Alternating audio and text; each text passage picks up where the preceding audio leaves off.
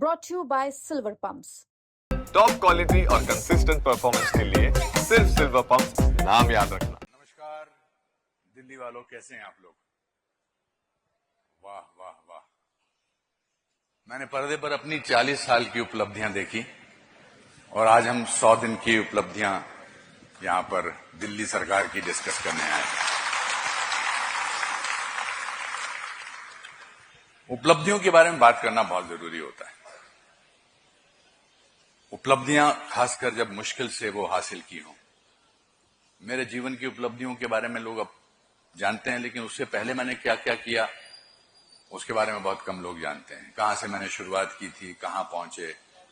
और दिल्ली वालों की, खासकर जो ये आगे लोग बैठे हैं, इनके बारे में बोलना बहुत अच्छा लगेगा, क्योंकि बहुत मुश्किल के बाद एक ऐसी सरकार आई है जिसकी उपलब्धियों की बात करना बहुत जरूरी है। अब आप कहेंगे जी आपका क्या लेना देना इससे? तो मुझे हमेशा सच्चाई की साइड लेना बड़ा अच्छा लगता है। सच्चाई की साइड लेना बहुत जरूरी है, क्योंकि घर वालों ने यही सिखाया। तो मैं कैंस फिल्म फेस्टिवल में अपनी फिल्म तन्वी द ग्रेट का वर्ल्ड प्रीमियर कर रहा था। मुझे कपिल मिश्रा जी का फोन आया और मैंने फोन उठाया और इन्होंने कहा कि ऐसे हमारे 100 दिन हमारी सरकार के पूरे हो रहे हैं और चीफ मिनिस्टर रेखा गुप्ता जी के साथ क्या आप बातचीत करना पसंद करेंगे? कर सकते हैं, हमें बड़ा अच्छा लगेगा। तो मैंने कहा पहले तो हमारे दोस्त हैं और आप सब जो मंच पे बैठे हैं, जो मंच पे बैठेंगे बाद में, डॉक्टर साहब, आप, सिरसा साहब, और मैं जरूर इस बारे में बात करना चाहूंगा। अब मैं आपको बताना चाहता हूं कि 100 दिन का इंपॉर्टेंस क्या होता है। 100 दिन जो है उनकी इंपॉर्टेंस क्या है, हमारे जीवन में क्या इंपॉर्टेंस है। तो बच्चे के पहले 100 दिन, स्विमिंग या स्केटिंग सीखने के पहले 100 दिन, शादी के बाद घर संसार के पहले 100 दिन, जिम्मेदारी मिलने के बाद समर्पण के पहले 100 दिन। 100 दिन एक लंबी सेवा यात्रा का पहला कदम होते हैं। 100 दिन वो रनवे होते हैं जिससे उम्मीदों का विमान प्रयासों के आसमान में पहली उड़ान लेता है। 100 दिन मैं एक काम आपका आसान करता हूं। जब मुझे लगेगा मैंने कोई अच्छी बात कही, रेखा जी ने कोई अच्छी बात कही, मैं अपना सर खुजा दूंगा, इसका मतलब आपको ताली मारनी है।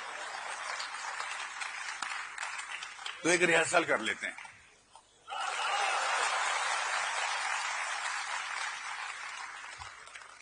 दोबारा ये लाइन बोलता हूं।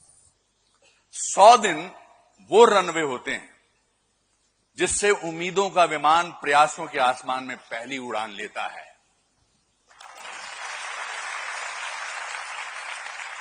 अभी क्या है कि अभी माननीय मुख्यमंत्री जी आएंगे, उस समय मुझे ऐसा करने का मौका मत दीजिए, आप अपने आप ही कर लीजिए। 100 दिन वो पालना होते हैं जिसमें बालक की तकदीर झलकती है। वाह। 100 दिन वो आईना होते हैं जिसमें भविष्य की तस्वीर दिखती है। करेंगे, देखेंगे, हो रहा है, होगा, ऐसे अगर 100 दिन आप उड़ा देंगे तो वो चुटकी में बीत जाते हैं। पर 100 दिन में क्षण क्षम क्षम करना सीख लें तो मिसालें बन जाती हैं।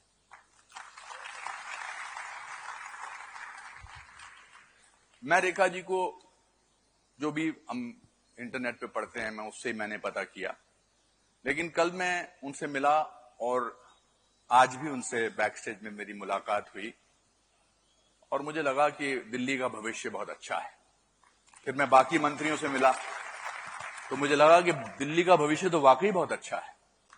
तो चलिए इन 100 दिन में दिल्ली सरकार ने क्या किया इसके बारे में बातचीत करते हैं दिल्ली की माननीय मुख्यमंत्री श्रीमती रेखा गुप्ता जी से।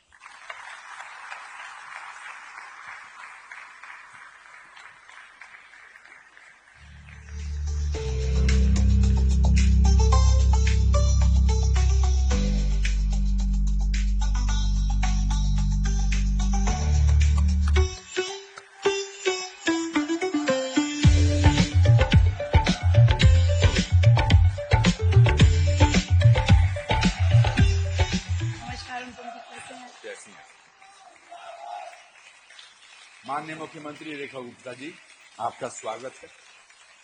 आइए, आप इधर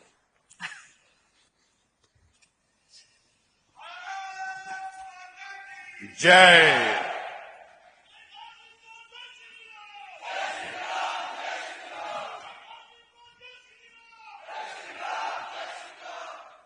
बातों का सिलसिला शुरू करें रेखा जी। मैं चाहती हूँ अनुपम जी की इससे पहले कि हम अपनी बातचीत शुरू करें, जो सिंदूर ऑपरेशन पे हमारी सेनाओं ने वाह। शौर्य दिखाया, एक बार मिल करके उनको प्रणाम करते हैं। अरे वाह, बिल्कुल। एक बार सब मिल करके। समय सिंदूर तो स्वयं तो रोक न पाए हम, नेतृत्व शक्तिशाली ने दिखाया क्रोध पराक्रम। बज उठी थी रणभेरी, ना हुई तनिक देरी, धैर्य टूट था गया, तीर छूट था गया, और फिर मिटा दिया आतंक के विकार को। रखेगा जाति शत्रु इस प्रहार को, प्रहार को, प्रहार को, प्रहार को। प्रचंड है ये दंड उसके वार को, किया है भस्म हमने उसकी धार को।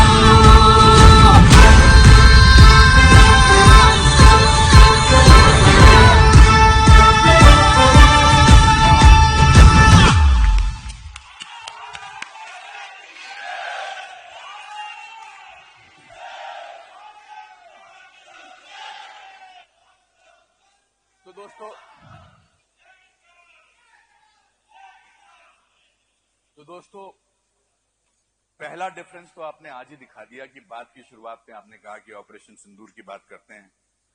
अच्छा लगा, इस बार सरकार ने सबूत नहीं मांगा। बहुत अच्छा लगा, बहुत अच्छा लगा। पिछली बार सरकार ने सबूत मांगे, वाकई ऐसा हुआ था।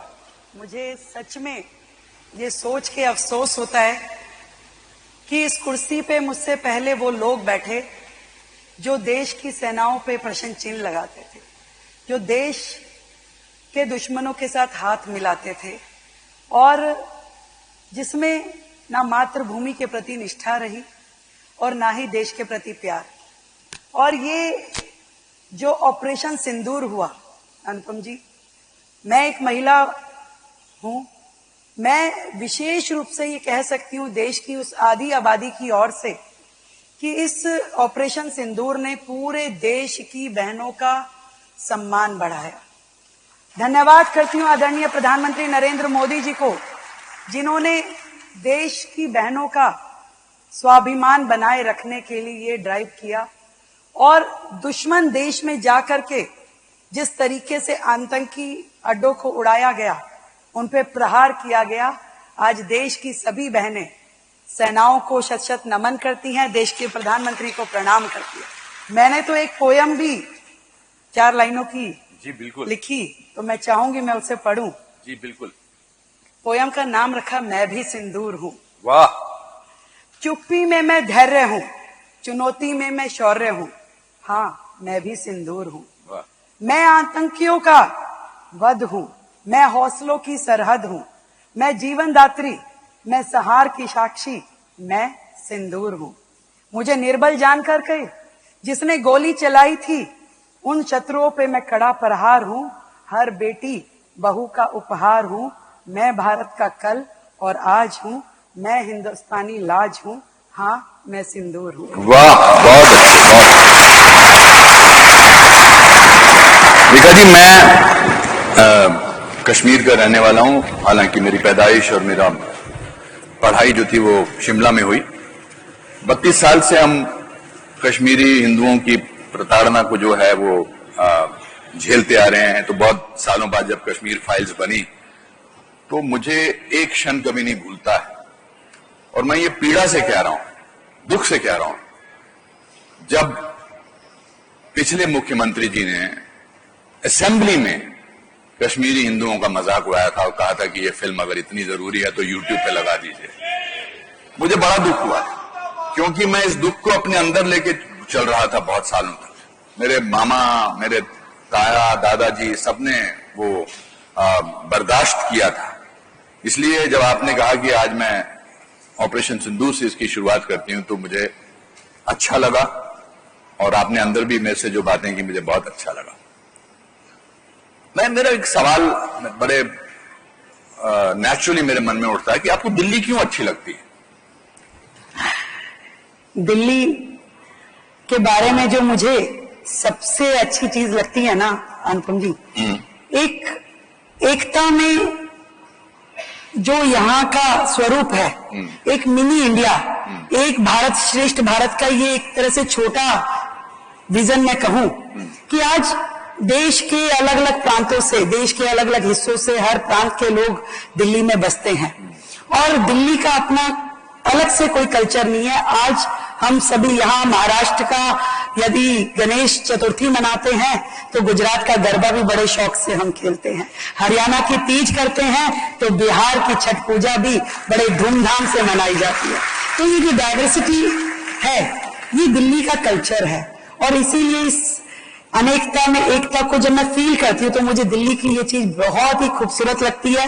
और सरकार बनते ही हमने जो पहला निर्णय किया कि हर राज्य का राज्य दिवस हम यहाँ मनाएंगे, और सरकार जो है हर राज्य के सुख दुख में हमेशा खड़ी मिलेगी। इसके बारे में एक बड़ा अच्छा वीडियो बना है कि दिल्ली के बारे में लोग क्या कहते हैं, आइए देखते हैं।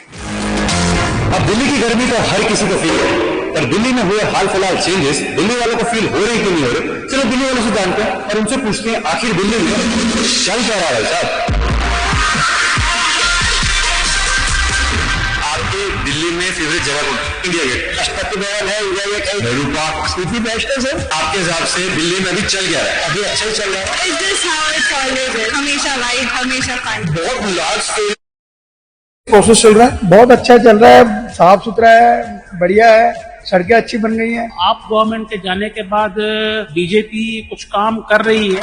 अच्छा माहौल चल रहा है क्योंकि नई सीएम आई है तो लग रहा है कोई चीज मूव कर रही है और कोई दिल्ली की डेवलपमेंट होगी। पिछले 100 days में what are the changes you have seen in Delhi? It feels bit clean. Like there's no tobacco and all sort of stuff. Like कम हो गया है। मार्केट में अच्छे फल फ्रूट आ गए, पहले खट्टे आते थे आम, अब मीठे आम आने लग गए। रेखा गुप्ता जी आई है तब बदलाव हुआ है, चेंजिंग पहले से बहुत बढ़िया क्या हुआ है? ट्रैफिक जाम था, रोड पे कूड़ा कबाड़ा कचरा साफ सफाई ये सब हो रहा है। दिल्ली में बहुत गड्ढे हैं, सड़कें बिल्कुल टूटी हुई हैं। आप गवर्नमेंट के टाइम पे कोई काम नहीं हुआ यहाँ प्रॉपर जो है। ये जो नई गवर्नमेंट है बीजेपी की, जिस एंथुजियाज्म से इन्होंने शुरू किया है ये काम, अपने काम को अंजाम तक पहुंचाएंगे। अगर आपको हमारी मुख्यमंत्री से मिलने का मौका मिले तो उनको आप क्या पूछना चाहेंगे या क्या सुझाव देना चाहेंगे? प्रोटीन एक्स के डिब्बे होते हैं, लड़कों को दे दिए जाए, एक ही घर में एक डिब्बा लड़कों को प्रोटीन के डिब्बे बॉडी बनानी। सुझाव नहीं उनको, मैं बल्कि कांग्रेट्स करूंगा कि पिछले 100 डेज में जो उन्होंने जिस तरह काम किया है वो आगे उसी तरह उसको फॉलो करते रहे तो हमारी दिल्ली आने वाले 1000 डेज में तो मैं कहता हूँ बहुत ही चेंज कमाल हो जाए।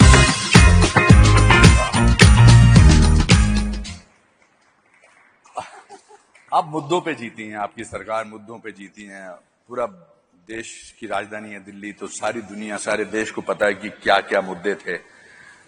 मैं ये जानना चाहता हूं कि आपने पिछले 10 साल जीतने से पहले कैसे बिताए दिल्ली में?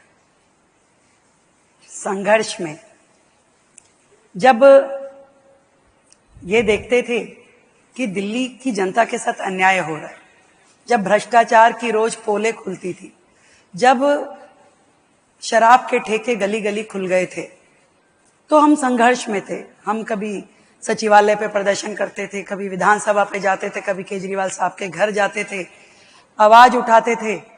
और इससे पहले जब हम चुनाव लड़े और आंधियां जैसा माहौल दिख रहा था, थोड़े थोड़े मार्जिन से हम लोग हार जाते थे, तो हम जनता के बीच में रह के उनका सुख दुख बांटते थे, उनको सांत्वना देते थे, उनके लिए जो अच्छा कर सकते थे वो करने की कोशिश करते थे। कुल मिलाकर के 10 साल में दिल्ली जितना पीछे हुई, उसको जहां जहां हम ठीक कर सकते थे वहां जनप्रतिनिधि के नाते उनके बीच में रह करके काम करते थे। मुझे ऐसा लगता है कि विश्वास को वापस पाना बड़ा मुश्किल होता है किसी भी चीज के लिए। Why should the people of Delhi believe you why should, कि आपने ऐसे पिछले 100 दिनों में क्या किया है कि उनको लगे कि हालांकि मेरा एक बचपन का दोस्त है जो यहाँ रहता है, विजय सहगल, पिछले मेरी 8th स्टैंडर्ड से, मैंने उससे पूछा, मैंने कहा सही काम हो रहा है? कहता हाँ सही काम हो रहा है।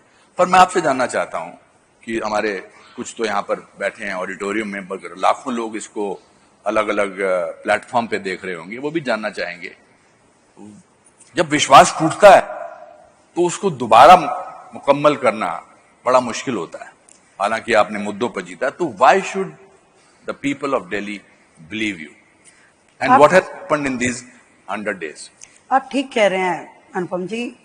जब रामलीला मैदान से एक आंदोलन शुरू हुआ तो हजारों लाखों लोग उससे जुड़े, हम भी जुड़े, बाकी लोग भी जुड़े। उन्हें लगा कि शायद कुछ ईमानदारी, मैं भी जुड़ा, कुछ आप भी जुड़े, और सबने ये सोच करके उस समूह का साथ दिया कि शायद दिल्ली में, देश में कुछ बेहतर होगा।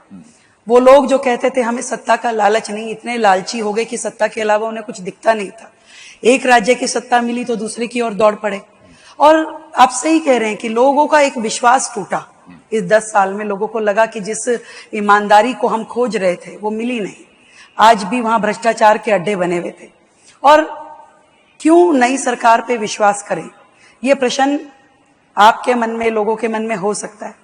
पर इस प्रश्न का उत्तर देने के लिए ही आज मैं, मेरा मंत्रिमंडल, हमारे विधायक, सभी जनप्रतिनिधि लगातार सड़कों पे लोगों के बीच में रह के काम करते हैं। आज हम वो लोग नहीं है जो शीश महल की अरबों रुपए की प्रॉपर्टी के बीच में घर बना के बैठ गए और लाखों रुपए के पर्दे हमने ढांप लिए और सामने टीवी पे केवल अपनी स्पॉन्सर्ड की हुई न्यूज देखते हैं। हम जाते हैं कड़ी धूप में, आंधी में, तूफान में, जाके वहां खड़े होते हैं, लोगों के बीच में महसूस करते हैं कि वो क्या फील कर रहे हैं, उनकी समस्या क्या है, हमें काम क्या करना है। और एक एक क्षण जो इन 100 दिनों का है, मैं आपको विश्वास के साथ कह सकती हूँ जनता के हित में और ऐसी नीतियां बनाने में हमारा समय लगा है जो दिल्ली की बेहतरी के लिए हो। पर प्रदूषण है, वाटर लॉगिंग है, कूड़े के पहाड़ हैं, इस सब के बारे में एक्चुअली प्रैक्टिकली आप हमें बताइए कि आपने क्या किया है। यमुना की झाग है, ये तो विजुअल्स हैं। आजकल तो हर इंसान को क्वालिफाइड जर्नलिस्ट होने की जरूरत नहीं है, जिसके हाथ में मोबाइल है वो जर्नलिस्ट है, तो एकदम सबूत आ सकता है। आज ऐसा होगा कि आप जो बोलेंगी वो कुछ लोग जाएंगे, मतलब वो लोग जाएंगे जो पहले इस सरकार में थे, आपको झूठा साबित करने की कोशिश करेंगे। तो इन सब मुद्दों में आपने हमने एक भी काम या एक भी बात ऐसी कही ही नहीं जिसमें हमें कोई ये कह सके कि आपने गलत बयानी की। मैं आपको बताती हूँ, उन्हें 10-11 साल का समय मिला और उससे पहले भी सरकारें थी, पर दुर्भाग्य दिल्ली का ये रहा कि कभी किसी ने ना तो यमुना सफाई को उस सीरियसनेस से काम किया और ना ही कूड़े के पहाड़ और पर्यावरण को ठीक से करने के लिए। आप सोचिए कि दिल्ली देश की राजधानी है और दिल्ली ऐसा शहर बन जाए जिसमें पॉल्यूशन लेवल सबसे ज्यादा हो, जो सर्दी गर्मी शहर में पूरे देश में सबसे ज्यादा हो। आज यमुना 1300 किलोमीटर से ज्यादा लंबी है, जो कि गंगोत्री से, यमुनोत्री से शुरू करके प्रयागराज तक चलती है, और दिल्ली में मात्र 48 किलोमीटर का स्ट्रेच है। उस 48 किलोमीटर के स्ट्रेच को ठीक करने के लिए, साफ करने के लिए कभी किसी की ना नियत सही थी ना नीति सही थी। सरकार ने, केंद्र सरकार ने करोड़ों रुपए का बजट दिल्ली को दिया कि आप इस पे काम कीजिए, परंतु उनका विजन था नहीं। आज यमुना जी क्या है? यमुना जी में आज दिल्ली के सैकड़ों नाले, जो कि सीवेज है घरों की, जो सिल्ट है, जो गंदा पानी है, वो नालों के माध्यम से जाके यमुना जी में गिरता है। 22 बड़े नाले जो कि नदी से भी बड़े हैं, साहिबी नदी जिसको बोलते हैं, नजफगढ़ ड्रेन, शादरा ड्रेन, वो सीधा एज इट इज सिल्ट के भरे हुए, स्लज के भरे हुए जाके यमुना जी में गिर रहे थे। एक कदम पिछली सरकारों ने उसके लिए उठाया नहीं था। और मैं ये बताना चाहती हूँ कि 100 दिन के अपने छोटे से कार्यकाल में पहले हमने विषय को समझा, इस प्रॉब्लम को समझा, इसके समयबद्ध किस तरीके से हमें इस पे काम करना है। हमने उसके लिए जो वर्तमान में जितने नाले हैं, किन किन नालों को टैप करने की जरूरत है, किन किन नालों पे एसटीपी अभी बने हुए हैं, सीवेज ट्रीटमेंट प्लांट, वो काम कर रहे हैं कि नहीं कर रहे, उसको रिवाइव करना, उसको रीजनरेट करना। जहां जहां सीवेज प्लांट नहीं थे वहां नए डिसेंट्रलाइज एसटीपी बनाना, मतलब 40 नए डिसेंट्रलाइज एसटीपी हमने इस मात्र 100 दिन के कार्यकाल में 4000 रुपए की लागत से उसके काम को मंजूरी दी। और उस काम के शुरू, अब कहीं शुरू नहीं करोगे तो खत्म कैसे होगा? आज लोग मुझे पूछते हैं यमुना जी कब तक साफ हो जाएगी? मैं कोई टाइमलाइन नहीं देती। मैं ये जानती हूं कि हम जो काम कर रहे हैं ईमानदारी से, जो काम होना चाहिए, जो उसका वे आउट है, उसे कर रहे हैं। आज जो वर्तमान एसटीपी है उसको, उसका जीर्णोद्धार करना, उसको रिवाइव करना, आज जहां जहां पे आप समझिए दिल्ली में 1700 कॉलोनी अनऑथराइज है और उन अनऑथराइज कॉलोनियों में सीवेज है ही नहीं, प्लांट है ही नहीं, सीवर लाइन ही नहीं है। वो सीवर लाइन कहां जाती है? वो नाले में जाती है। वो नाला कहां जाता है? वो यमुना जी में गिरता है। तो उन 1700 कॉलोनियों में सीवेज प्लांट लगे, उन 1700 कॉलोनियों में सीवर लाइन डले, इसका काम पहली बार यदि कोई सरकार कर रही है तो वो आज हमारी सरकार है। जो नालों को टैप करने का काम है, जो सॉलिड वेस्ट उठाने का है, पहली बार दिल्ली में नालों की जो डीसिल्टिंग हुई, मैं आपको फिगर बताऊं तो आप हैरान रह जाएंगे, 20 लाख मीट्रिक टन सिल्ट हमने इन बड़े नालों में से निकाली है जो यमुना जी में गिरने के हमने बचाई। एक एक नाला, दिल्ली में कोई भी दिल्ली का निवासी जाके सड़कों पे घूम के देख सकता है कहां कहां पे हमने मशीनें लगा के काम चल रहा है। पहली बार वो सीरियसनेस आई है। आप कूड़े के पहाड़ की बात कर रहे हैं, मैं बताना चाहूंगी अभी तक दिल्ली में 3 कूड़े के पहाड़ थे जिसके बारे में पिछली सरकारों ने बड़े बड़े दावे किए कि हम हटा देंगे, 1 साल 6 महीने, 1 इंच भी नहीं हटा पा रहे थे। क्यों? क्योंकि मतलब केंद्र सरकार ने 1200 करोड़ रुपए दिए पिछली सरकार को भी कि ये कूड़े के पहाड़ आप हटाइए, परंतु जो काम होना चाहिए था, आप देखिए दिल्ली का डेली का जो आउटलेट है, मतलब जो कूड़ा निकलता है घरों से, दिल्ली 3 करोड़ की जनसंख्या की छोटी सी दिल्ली है, इसमें लगभग 80,000 हाउस होल्ड है। कूड़ा कितना निकलता है रोजाना का? 11,000 मीट्रिक टन। और उसका जो ट्रीटमेंट कितने कूड़े का आप कर पा रहे हैं? 7,000 मीट्रिक टन। तो रोजाना का 4,000 मीट्रिक टन कूड़ा जब खड़ा होगा और पुराना 280 लाख मीट्रिक टन कूड़ा आपका लीगेसी वेस्ट था, तो आप बताइए कैसे आपने योजना बनाई, क्या काम किया? ऐसे कैसे खत्म होगा कूड़ा जब 4,000 मीट्रिक टन कूड़ा रोज जमा हो रहा है, रोजाना? तो हमने आने के बाद ना केवल उसकी स्पीड बढ़ाई, जो कूड़ा रोज 7,500 मीट्रिक टन हट रहा था, बायोमाइनिंग उसकी हो रही थी, उसे हमने 18,000 मीट्रिक टन किया, 18,000 डेली। उसके बाद वेस्ट टू एनर्जी प्लांट, जहां उस कूड़े को आप निष्पादन कर सके, ऐसे 4 वेस्ट टू एनर्जी प्लांट्स पे काम शुरू हुआ और लगातार उस पे कार्रवाई चल रही है। क्योंकि जब तक आप अपनी कैपेसिटी नहीं बढ़ाएंगे वेस्ट डिस्पोजल की, तब तक वो कूड़ा खत्म नहीं हो सकता। आप जितने मर्जी झूठे वादे कर लीजिए, मैं नहीं करना चाहती कोई झूठा वादा। मुझे मालूम है कि जब तक ये वेस्ट टू एनर्जी प्लांट, जो हमारे 4 प्लांट हैं, जो नरेला में है, जो बाकी जगह तेखंड में है, उनको हम ऑपरेशनल मोड पे नहीं लाएंगे तो ये लीगेसी वेस्ट खत्म नहीं होगा। और इसके अलावा दिल्ली में रोजाना आप सोचिए कितना ई वेस्ट निकलता है, कितने आपके टूटे मोबाइल, बैटरीज, उनके लिए क्या सोचा था भाई?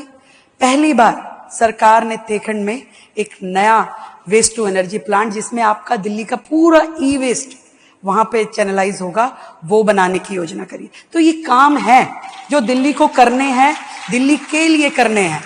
तो चाहे कूड़े का पहाड़ हो, चाहे पर्यावरण हो, पर्यावरण का भी बता देती हूं। पर्यावरण दिल्ली में आप जब AQI उठा के देख लीजिए आपको ज्यादा ही मिलेगा। तो दिल्ली, पिछली सरकारें क्या कर रही थी भाई?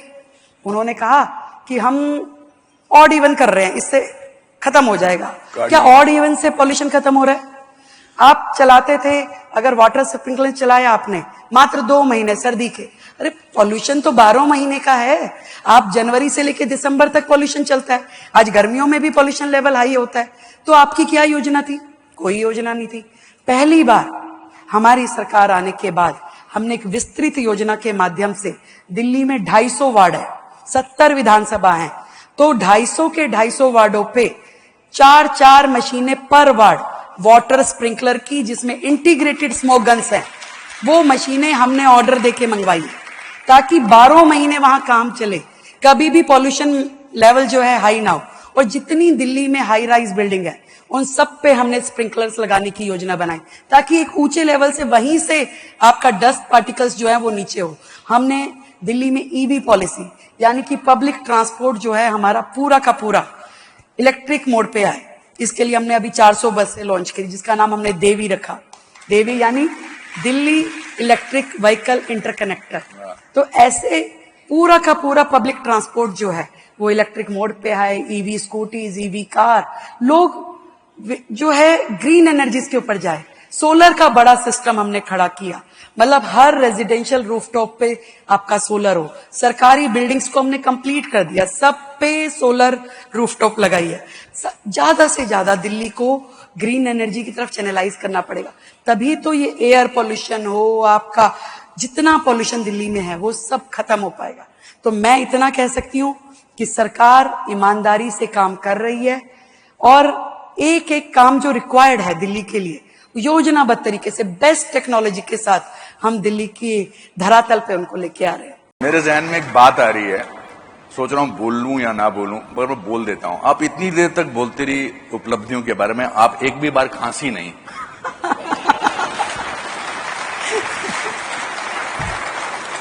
दिल्ली वालों को खांसी सुनने की आदत पड़ गई है।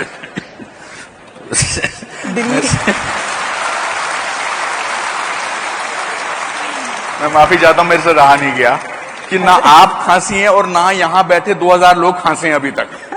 तो ये तो अपने आप में एक उपलब्धि है कि बहुत दिनों बाद दिल्ली में किसी को खांसते भी नहीं देख रहे हैं। अनुपम जी, दिल्ली को तो हम संभाल रहे हैं, मुझे तो चिंता पंजाब की है। हाँ, अच्छा। चलिए, खांसी से याद आया कि हेल्थ सेक्टर में 13,000 करोड़ आपने दिए हैं, इसके बारे में थोड़ा विस्तार से बताइए।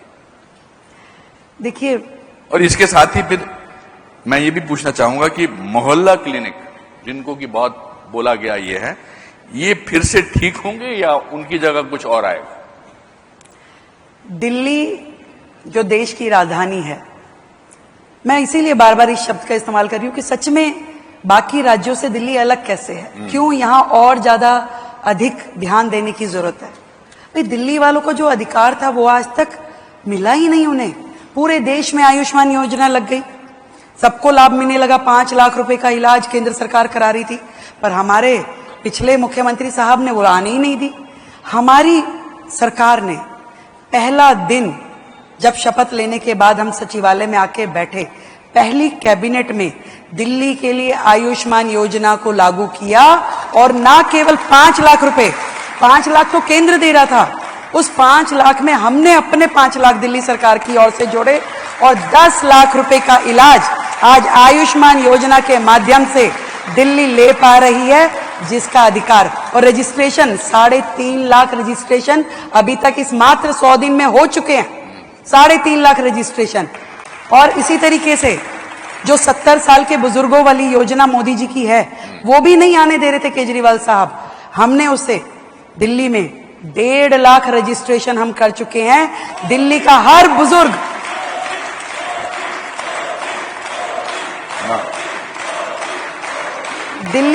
बुजुर्ग जो 70 साल से ऊपर है।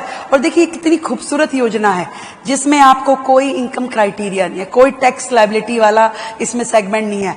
जो भी 70 साल से ऊपर का है, वो अमीर है, गरीब है, किसी भी जात का है, उसे सरकार लाभ देगी, पूरा हेल्थ का पूरा एश्योरेंस देगी। और 5 लाख रुपए केंद्र से, फिर हमने इसमें जोड़ा 5 लाख रुपए अपनी ओर से, 10 लाख रुपए का ट्रीटमेंट, 80 हॉस्पिटल एम्पैनल किए और उसका इलाज अभी तक इन 100 दिनों में 650 लोग हॉस्पिटलाइज हो चुके हैं, उसका लाभ ले रहे हैं। ये हेल्थ सेक्टर की अचीवमेंट्स मैं बता रही हूं। और इसके अलावा ट्रांसपेरेंसी जो एक बहुत बड़ी चीज है, भ्रष्टाचार मुक्त प्रशासन।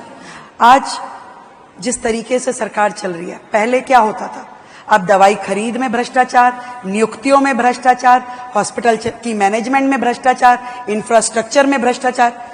एक एक पॉलिसी जो अब नीतिगत फैसले हमने किए, हमने सेंटर प्रोक्योरमेंट की मेडिसिन की, ताकि जो भी दवाई खरीदी जाए उसमें पारदर्शिता हो, जितनी भी प्लेसमेंट है। आज देखिए कितना दुर्भाग्य है कि हमारे मेडिकल इंफ्रास्ट्रक्चर में इतनी वैकेंसी है, 20% डॉक्टर कम है, 30% नर्सिस कम है और लगभग 40-45% पैरामेडिकल स्टाफ कम है। कैसे अस्पताल चलेंगे? अब बताइए मुझे। मतलब दिल्ली जो देश की राजधानी है, जो WHO बोलता है वो कहते हैं कि जी 1000 लोगों पे कम से कम 2 बेड हॉस्पिटल के होने चाहिए। और दिल्ली का दुर्भाग्य देखिए, कितने बेड है दिल्ली में। आप अनुपम जी, आप तो बड़े नायक हैं दिल्ली के, मात्र 0.42 बेड प्रति 1000 व्यक्ति। ये दिल्ली का आपका मॉडल इंफ्रास्ट्रक्चर था, जिसकी दुहाई पिछले मुख्यमंत्री साहब देते थे कि 0.42 यानी 1 बेड भी नहीं था। ये स्थिति थी दिल्ली की। हमने टारगेट लिया है कि हम ये दिल्ली को कम से कम 3 बेड प्रति 1000 पे मुहैया करवाएंगे, पूरे इंफ्रास्ट्रक्चर को अपडेटेड करेंगे, ना दवाइयों की कमी होगी, ना डॉक्टर की कमी होगी, और लेटेस्ट टेक्नोलॉजी की मशीनें। मतलब मुझे अफसोस होता है, दिल्ली में जो अस्पताल है वहां MRI नहीं है, वहां CT स्कैन नहीं है। मतलब कैसे अस्पताल चल रहे हैं, आप इसे मॉडल कहते हैं। ऐसा मॉडल नहीं चलेगा दिल्ली के लिए। दिल्ली को सुविधाजनक हेल्थ केयर देना हमारा फर्ज है और वो हम देना शुरू कर चुके हैं। Very good. मुझे हमेशा ऐसा लगता है कि देखिए, किसी भी राज्य की जनता की थोड़ी सी डिमांड्स होती हैं। वो चाहते हैं कि बस ये हमारा ध्यान हो जाए, ये सब चीजें हो जाएं तो हम अपने जीवन को सुख से जी सकते हैं। आपने इनके बारे में बात की, हेल्थ के बारे में बात की, शिक्षा के क्षेत्र में आपने क्या क्या तय किया है? एजुकेशन फॉर एवरीबडी, इसके बारे में आपने क्या सोचा है? कल आपके स्टाफ में, आपके लोगों में मुझे बात कर रहे थे, तो मैं आपसे सुनना चाहूंगा कि शिक्षा जो है वो बहुत इंपॉर्टेंट है। Education right for everybody. बिल्कुल बिल्कुल, आपने बेहतर प्रश्न किया। शिक्षा एक बहुत प्राइमरी मुझे लगता है कि जरूरत है किसी भी राज्य के लिए। और हमारे जो स्कूल हैं दिल्ली में 1071 सरकारी स्कूल हैं और 1600 साढ़े 1600 जो है वो प्राइवेट स्कूल हैं। और जब हम ये देखते हैं कि आज दिल्ली का हर व्यक्ति प्राइवेट स्कूल की ओर दौड़ता है, उसे ये लगता ही नहीं कि मुझे सरकारी स्कूल में अच्छी एजुकेशन मिलेगी। आज दिल्ली सरकार ने, पिछली सरकार ने अपना ही बोर्ड बना दिया। अब आप मुझे बताइए कि दिल्ली में का एक छोटे से राज्य का अपना बोर्ड हो तो क्या वो बच्चा नेशनल लेवल पे, इंटरनेशनल लेवल पे सब सर्वाइव कर पाएगा? आज इतने बड़े इंफ्रास्ट्रक्चर क्रिएट करने की जरूरत है, जहां आपको स्मार्ट क्लासेस चाहिए, जहां आपको डिजिटल लाइब्रेरीज चाहिए, जहां आपको बेहतर एजुकेशन के लिए कोचिंग चाहिए। दिल्ली में हमने एजुकेशन की फील्ड में काम करते हुए ये तय किया कि हम पूरे के पूरे अपने शिक्षा तंत्र को इतना मजबूत कर दें कि फिर कोई पेरेंट्स अपने बच्चे को ये ना कहे कि मेरा बच्चा फाइनेंशियल अपनी कमी होने के कारण अच्छे स्कूल में नहीं जा पाया। उसको लगना चाहिए कि दिल्ली सरकार के जिस स्कूल में मैं पढ़ रहा हूँ वो बेस्ट है। उसके लिए हमें जो स्मार्ट क्लासेस उन्हें देनी है, उसके लिए हमने 125 डिजिटल लाइब्रेरीज का प्लान बनाया है, 100 लैंग्वेज लैब्स, क्योंकि आज क्या है, बच्चा जर्मनी चाहता है कि मुझे फ्रेंच में सीखूं, मैं जर्मन सीखूं, मैं इंग्लिश सीखूं, ताकि हमारे सरकारी स्कूल का बच्चा भी अपडेटेड हो। अलग अलग करिकुलम हमने डेवलप किए हैं।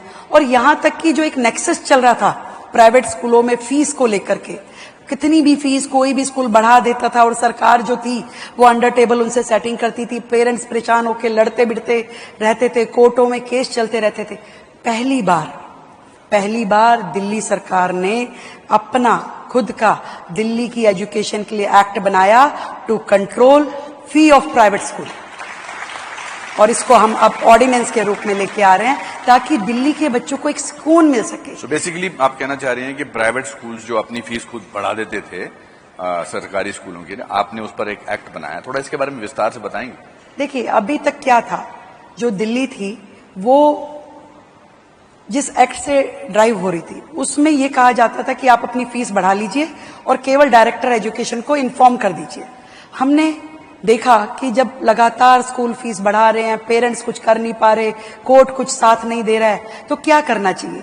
तो आसपास के सभी राज्यों का हमने एजुकेशन मॉडल स्टडी किया और बहुत सारे लीगल ओपिनियन लिए, बहुत सारे एजुकेशनिस्ट का उसमें हमने व्यू लिया। तो अपना दिल्ली का एक एजुकेशन फी एक्ट हमने बनाया, जिसमें हमने इस तरीके का पूरा प्रोसीजर बताया कि यदि कोई भी स्कूल अपने लिए फीस बढ़ाने की दिशा में जाना चाहता है तो उसे ये प्रोसीजर इस्तेमाल करना पड़ेगा, जिसमें हमने पेरेंट्स को, जिसमें हमने टीचर्स को, जिसमें हमने मैनेजमेंट को, सबको पार्टिसिपेट करवाया। अब यदि आप बढ़ाना चाहते हो तो डिस्कस कीजिए पेरेंट्स के साथ, उनकी रजामंदी लीजिए। तो ये पहली बार हुआ है दिल्ली में, इससे पहले कभी नहीं था। और इस तरीके से दिल्ली के बच्चे बेहतर एजुकेशन पा सके।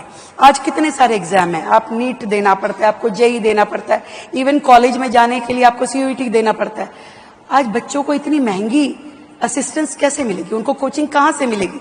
हमने अपना पूरा एक सिस्टम बनाया, अपनी योजना हम लेकर के आए हैं, जिसमें हम अपने सभी बच्चों को स्कॉलरशिप के माध्यम से इन सारे कॉम्पिटिटिव एग्जाम की तैयारी कराएंगे, ताकि वो बेहतरीन कॉलेजेस में जा सके, बेहतरीन यूनिवर्सिटी को ज्वाइन कर सके और अपना भविष्य जो है वो और सुंदर बना सके। ये 100 दिन में आपके सब एस्टीम्ड मिनिस्टर्स फ्रंट रो में बैठे हैं, ये 100 दिन में आपने कब तय किया कि ये हमें बदलना है, और ये बदलने की आपने फिर उसकी प्रक्रिया भी शुरू की? Because change needs time. तो आप एक हडल हुए कि अब भी ये सब इंपॉर्टेंट चीजें हैं, बिकॉज आप बहुत अच्छा, आपके आंकड़े सब याद हैं, that means you are prepared. Otherwise भी मैंने आपके 1-2 इंटरव्यूज देखे हैं। तो ये पहले आप लोग बैठे मिनिस्टर्स के साथ और फिर आपने किया, और उसके पर एकदम आपने उस पर अमल करना शुरू कर दिया। देखिए, ये एक दिन का काम नहीं है, और इसलिए बहुत सारी चीजें शायद हम उस लेवल पे अभी लेके जाने की प्रक्रिया में है। हमारे 100 दिन हुए हैं। 100 दिन कोई इतना बड़ा कार्यकाल नहीं होता कि हम कहेंगे हमने झंडे गाड़ दिए। नो, हमने जिस दिशा में जाना है, अपने लक्ष्य तय किए, उस लक्ष्य के लिए स्टेप बाय स्टेप हमने क्या प्रोसीजर लेना है। हम इन 100 दिनों में लगातार अपने मंत्रिमंडल के साथ रोजाना बैठते हैं, रोजाना एक एक विषय पे डिस्कशन करते हैं। इसमें हमारा क्या निर्णय होना चाहिए, क्या पॉलिसी होनी चाहिए। लगातार इस 100 दिन के कार्यकाल में हमने 8 अपनी कैबिनेट मीटिंग बुलाई। उन 8 कैबिनेट मीटिंग में हमने बड़े बड़े निर्णय किए। हर बार पहली कैबिनेट मीटिंग में आयुष्मान वय वंदन योजना करा, दूसरी में कुछ और, तीसरी में कुछ और, लगातार डिसीजन। और आज भी हमें दिखता है कि दिल्ली के लिए करना क्या है, यमुना सफाई के लिए हमें क्या करना है, हमें स्कूलों के लिए क्या करना है, हेल्थ के लिए क्या। तो लगातार उन निर्णयों को हम लेते हैं, पॉलिसी बनाते हैं, मंथन करते हैं, ऑफिसर्स के साथ बैठते हैं। और देखिए कितनी अच्छी बात है, जो ऑफिसर उनके कार्यकाल में डरे हुए, सकुचे हुए, ये सोचते थे कि भाई मुख्यमंत्री के कमरे में चले गए तो न जाने पकड़ ही ना ले, तो अब कम से कम एक सौहार्दपूर्ण एटमॉस्फेयर जिसमें वो अपनी राय देते हैं, हम अपनी बात कहते हैं, और मिल करके दिल्ली कैसे बेहतर हो सकती है उसके लिए काम करते हैं। ये मैंने इनको इशारा कहा कि जब मुख्यमंत्री या मैं कोई अच्छी बात करूं और मैं अपना सर खुजाऊं तो मतलब तालियां मारनी है। नहीं, तालियों की, देखिए एक्टर जो है, नेता और अभिनेता बिना तालियों के आगे नहीं बढ़ सकते हैं, बिकॉज बहुत मेहनत करते हैं। बुरे एक्टर के लिए कभी ताली नहीं बजती है, अच्छे एक्टर के लिए ताली बजती है। वोट बैंक के बारे में बात होती है कि जो वोट देते हैं वो झुग्गियों में रहते हैं, झोपड़ियों में रहते हैं। I was surprise and little shocked also कि आज दिल्ली में मुंबई से ज्यादा झुग्गियां हैं, स्लम्स हैं या झुग्गियां हैं। I was personally shocked. तो आमतौर पे ये कहा जाता है कि ये लोग जो हैं ये वोट देते हैं, तो ये वोट बैंक है। तो आपने क्या झुग्गियां तोड़ने का विचार किया है या चेंज लाने के लिए? देखिए अनुपम जी, मैं इस बात को बहुत स्पष्ट कर देना चाहती हूं। दिल्ली को बसे हुए जितने साल हुए हैं, आज तक का आप इतिहास उठा के देखिए, कांग्रेस आई, आम आदमी पार्टी आई, बाकी जो भी आए, उन्होंने केवल झुग्गी के लोगों को वोट बैंक की तरह इस्तेमाल किया।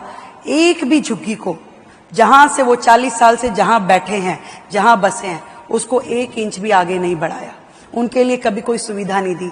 आज भी सारी झुग्गियां, कोई पाइपलाइन नहीं है पानी की, कोई सीवर लाइन नहीं है वहां पे, कोई नहाने के लिए, बहन बेटियों के लिए स्नान घर, अच्छे शौचालय, कुछ नहीं है। केवल वो डराते थे, अरे बीजेपी आ जाएगी तो ये कर देगी, बीजेपी आ जाएगी तो ये कर देगी।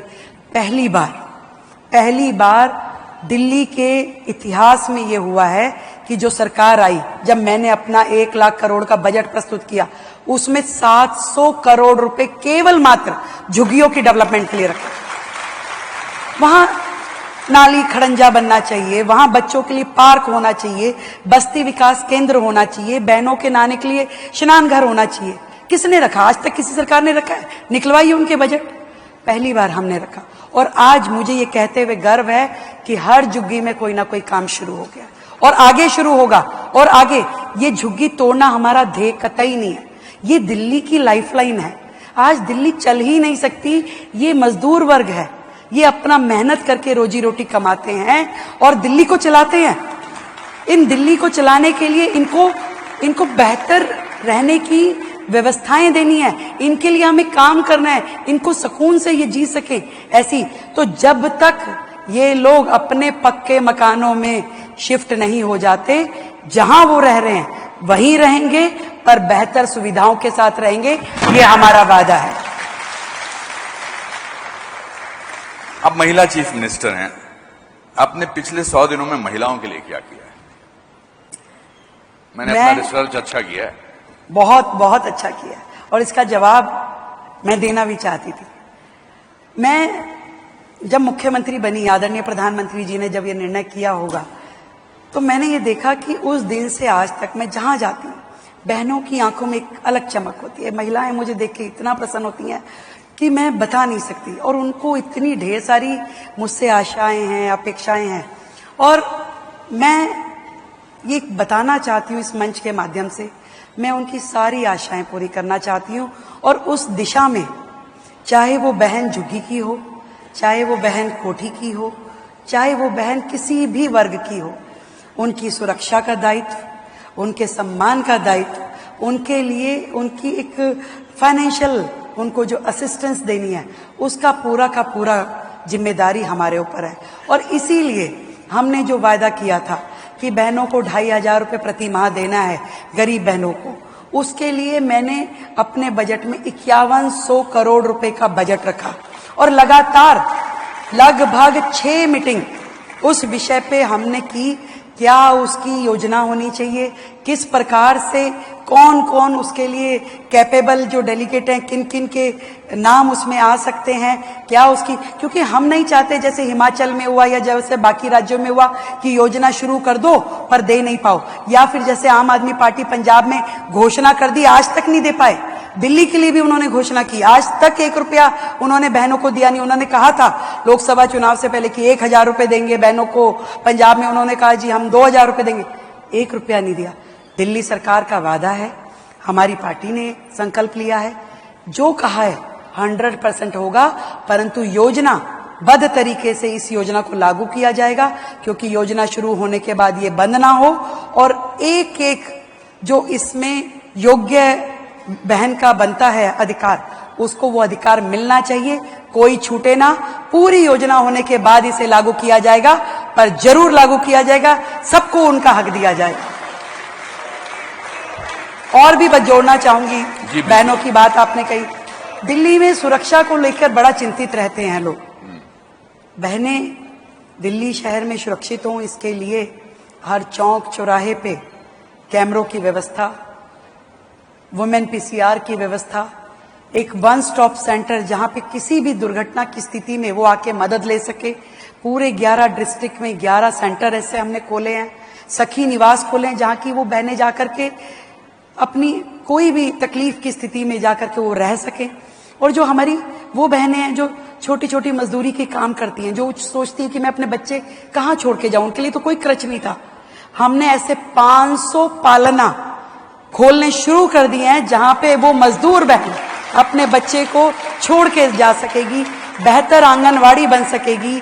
ऐसी सारी योजनाएं बहनों के लिए हमने शुरू की है और मैं समझती हूं इससे भी ज्यादा हक बहनों का मुझ पे है, मैं उसके लिए हर एक काम करूंगी। आपने 100 दिन गुजार लिए हैं, मैं ये जानना चाहता हूं कि आप कब तक आप और आपकी सरकार पिछले सरकार को क्रिटिसाइज करके आगे बढ़ना चाहते हैं? वाह, हम कतई नाम भी नहीं लेना चाहते जी।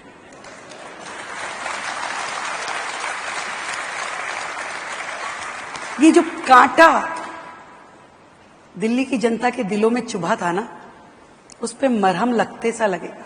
मैं ये चाहती हूं कि जो 10 साल का, जो 27 साल का जो तकलीफ दिल्ली की जनता ने सही, उसे 5 साल में भर दूं उन जख्मों को, तब जाके उसका नाम इस दिल्ली की धरती से और लोगों के तकलीफों से हट पाएगा। पर जैसे जैसे तकलीफ हटती जाएगी लोग उसे भूलते जाएंगे। उस समय वो उसको, सरकार को, उन लोगों को जिसकी वजह से दिल्ली की जनता ने दर्द सहे, तब जाकर के मुझे लगता है कि वो नाम यहाँ से हटेगा। उस काम को करने के लिए हम बड़ी स्पीड में हैं, इसीलिए बिना एक भी दिन की छुट्टी लिए हुए पूरी सरकार काम कर रही है, लगातार सड़कों पे है, लोगों के बीच में है, रोज 24/7 का मिशन लेकर के, मिशन मोड पे हम काम कर रहे हैं। हम भी चाहते हैं कि जल्द से जल्द लोगों का दुख दूर हो जाए। बहुत अच्छे। एक पर्सनल आपके से सवाल पूछना चाहता हूं। इन पिछले 100 दिनों में, 100 दिन हो गए आपको, मैं आपकी तस्वीरें देखता रहता हूं, आपने क्या पाया और क्या खोया? पाया दिल्ली का ढेर सारा प्यार, मेरी देश भर की बहनों की बहुत सारी विशेष, पूरे समाज की हर एक व्यक्ति। मैंने देखा जब मेरा शपथ ग्रहण समारोह था तो पूरे राज्य के, पूरे देश भर के राज्यों के सीएम, डिप्टी सीएम सब लोग आए और एवरीबॉडी वाज हैप्पी। सबको ये लग रहा कि यस, अब दिल्ली बदलेगी, अब दिल्ली आगे बढ़ेगी। और इतना सब कुछ, सबका इतना ढेर सारा आशीर्वाद, इतनी ढेर सारी ब्लेसिंग जो मुझे मिली, ये मैं समझती हूँ कि मैंने बहुत कुछ दिल्ली से पाया है। और खोया के बारे में तो बात करनी जरूरी है। खोया है, मुझे लगता है कि आप परिवार से हैं, आपके हस्बैंड हैं, आपके बच्चे हैं, आज आपके हस्बैंड यहाँ आए नहीं हैं, तो कुछ ना कुछ तो खोया होगा। कुछ पाने के लिए इंसान खोता है। हम सब ने, मैंने घर शिमला छोड़ा, मैं दिल्ली आया, दिल्ली से ड्रामा स्कूल की पढ़ाई करके लखनऊ गया, फिर मुंबई की सड़कों पे मैंने छान मारी, तो मैंने बहुत कुछ पाया जो अभी इन्होंने यहाँ दिखाया, पर खोया भी बहुत कुछ। आपने क्या? मुझे लगता है कि बेफिक्र मिजाज खोया है। वाह, बहुत अच्छे, बहुत अच्छे। जो मस्ती, जो शरारत, जो चीजें मैं पहले बड़ी आसानी से कहीं खड़े हो गए, कहीं कुछ बोल दिया, कहीं कुछ कर लिया, अब मुझे लगता है कि मैं जिस दायित्व पे हूँ वो एक बड़ी जिम्मेवार पोस्ट है, तो मुझे सोच के बोलना, सोच के करना, सोच के, वो मुझे लगता है कि वो मैंने खोया कहीं, बाकी सब पाया। वाह, बहुत अच्छा। आपकी सच्चाई के लिए मैं आपका मुरीद हूँ। देश के प्रधानमंत्री को हम सब फॉलो करते हैं, आप सब फॉलो करते हैं, उनसे अगर आपसे एक क्वालिटी आपको अपनानी हो, बहुत सारी क्वालिटी आप चाहेंगे और आपके सब लोग चाहेंगे अपनाना, एक क्वालिटी अपनानी हो तो वो क्या क्वालिटी आप अपनाना चाहेंगे?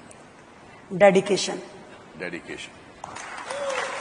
जो लक्ष्य के प्रति, जो देश के प्रति, जो मातृभूमि के प्रति, जो जनता के प्रति उनका निस्वार्थ भाव का डेडिकेशन है।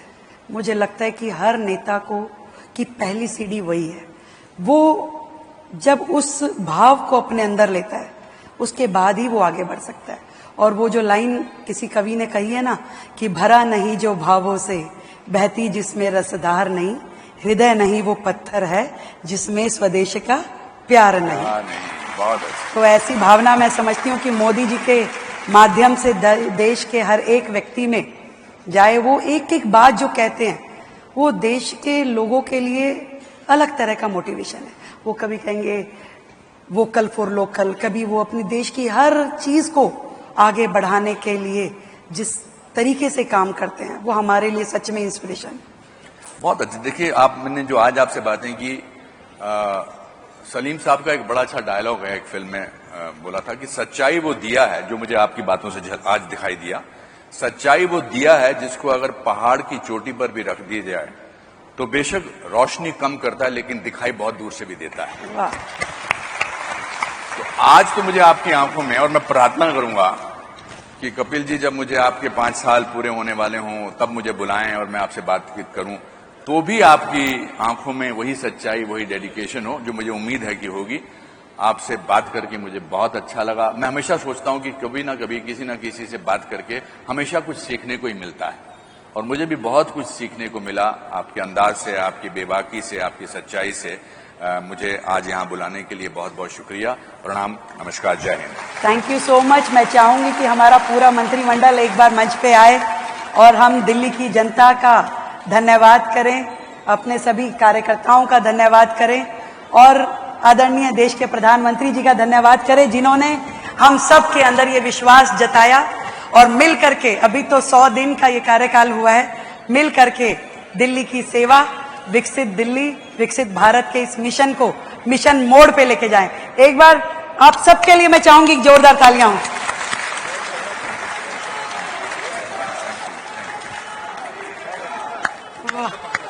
आइए, जोरदार।